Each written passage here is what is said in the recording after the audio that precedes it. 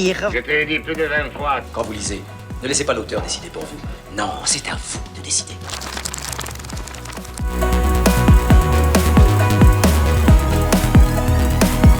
FDL, la fréquence des loisirs, c'est l'instant fréquence des lectures pour les fans de lecture.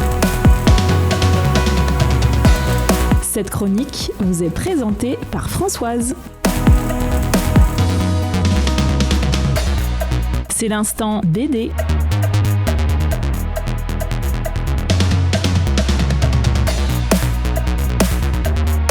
J'ai lu 47 cordes, c'est un roman graphique de Timothée Le Boucher qui s'appelle donc 47 cordes. C'est un roman sorti en 2021 aux éditions Glénat. Alors c'est un véritable pavé de 384 pages, un vrai pavé. C'est le genre de BD, quand vous l'achetez, vous pensez vraiment en avoir pour votre argent. Enfin normalement c'est l'idée, d'autant qu'il est quand même assez cher. Il faut dire que 84 pages, il y a de quoi lire. Et bien là, je vous le dis sans surprise, j'ai un peu gâché mes sous.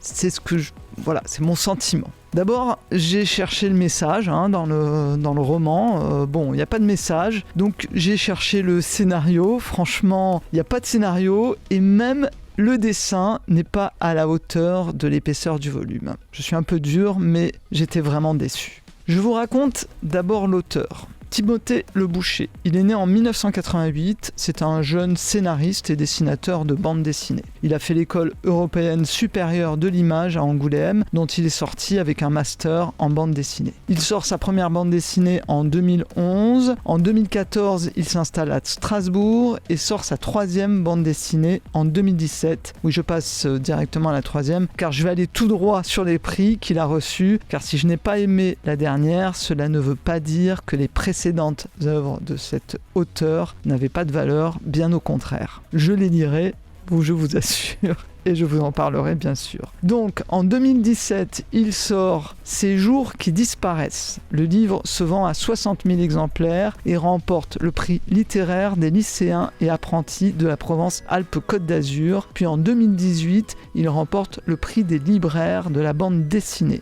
En 2019, le roman graphique Le Patient fait partie des 6 finalistes des prix de la BD Fnac. Et en 2021, arrive le roman du jour, 47 cordes, et qui pour l'instant n'a pas reçu de prix. À vrai dire, ça me rassure un petit peu. L'histoire. 47 cordes. Alors je ne serai pas longue, car quand on est déçu, on a du mal à en parler. Enfin moi, en tout cas, j'ai un peu du mal. C'est l'histoire d'un jeune garçon, Ambroise. Il est renfermé et totalement asocial et semble avoir eu une enfance relativement sévère. Il rencontre une jeune femme, une métamorphe, c'est-à-dire en fait un être ayant la capacité de prendre n'importe quelle apparence. Donc pouvant se transformer en femme ou en homme et prendre les traits de n'importe quelle personne. Ça c'est dur à vivre, mais c'est comme ça. Enfin Halloween, parce que finalement c'est un métamorphe, on sait pas, en tout cas dans l'histoire, on ne sait pas le fond, on ne sait pas si c'est vraiment une femme ou un homme, on ne sait pas ce que c'est. Pour moi, on est totalement dans le fantastique, et dans l'histoire, c'est vraiment, oui, c'est intéressant, car je trouve que le fantastique flirte terriblement bien avec le réel. On s'y croit vraiment, et ça choque pas. Pour le coup, j'ai aimé cette ambiance et l'évolution du personnage métamorphe qui tente de trouver l'apparence, ça c'est amusant. Elle tente vraiment de trouver l'apparence et les traits qui vont plaire à Ambroise, parce qu'on l'a bien compris, elle est un peu amoureuse d'Ambroise. Et oui, donc étant amoureuse d'Ambroise, on a tendance à lui donner un genre féminin, et puis c'est dans ce genre-là qu'elle apparaît le plus souvent. Parce que de temps en temps, c'est vrai qu'elle apparaît en homme, c'est assez intéressant.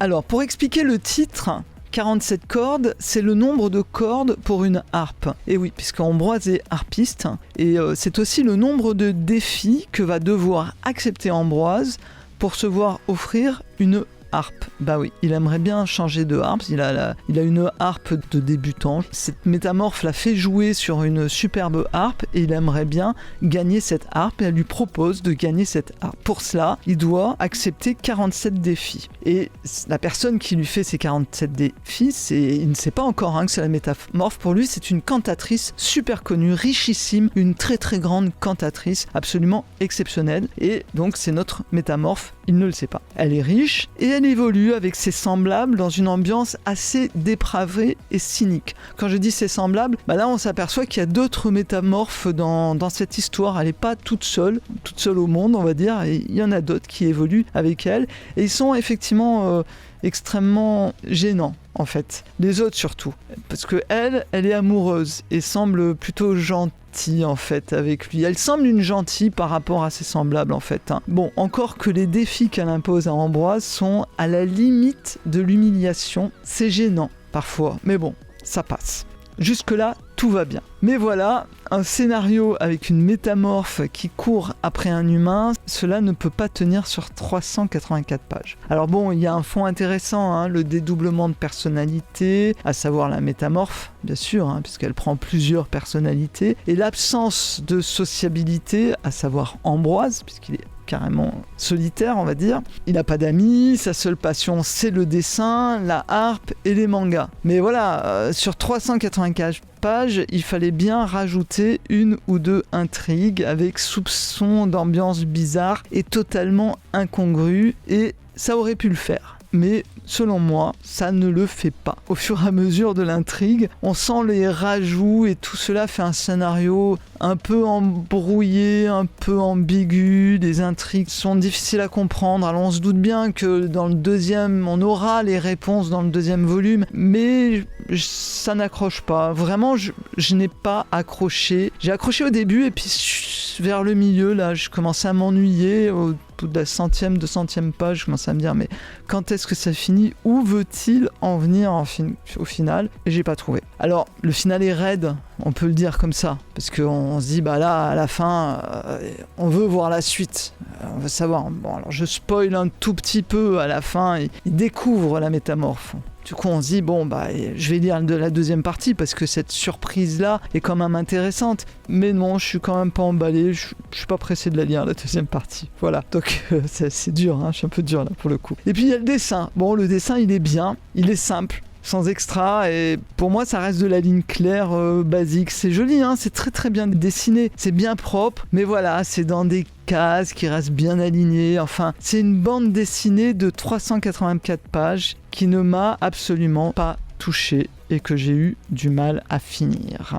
Je suis désolé pour ceux qui ont aimé et j'avoue que j'aimerais bien en discuter avec vous. Si vous l'avez lu, n'hésitez pas, commentez, faites-vous plaisir, je répondrai et je trouve que ce serait intéressant effectivement d'avoir différents avis et différents sentiments. À très bientôt.